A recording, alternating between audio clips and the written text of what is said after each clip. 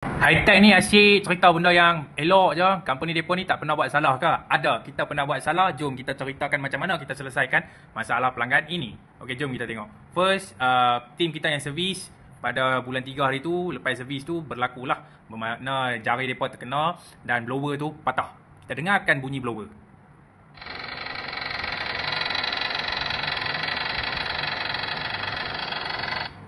Okey, so apa tindakan yang kita buat adalah kita dah minta tag pada hari yang sama untuk membawa beberapa blower wheel yang saiz lebih kurang, akan tetapi tak ada apa yang sama saiz dengannya. Namun kita dah membaiki dia punya, orang kata apa, dia punya lift lah. Dan sekarang ni tak bunyi. Yang ni bunyi angin lah.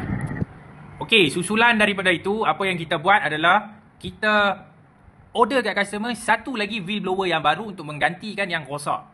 Okay, so kita dah tanya kat customer setuju ke untuk kita pergi buat pemasangan semula. And then kita dah bagi slot apa semua. Okay, dekat sini technician dah sampai, technician unboxing dekat lokasi customer lah. Ni baru lah.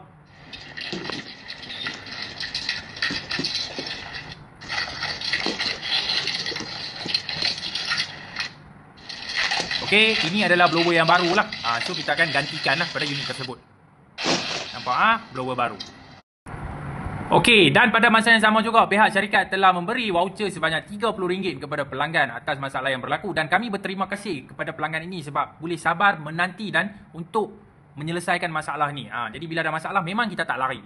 Okey, so yang ni selepas kita buat pemasangan. Okey, kita dah replace blower baru untuk masalah ini.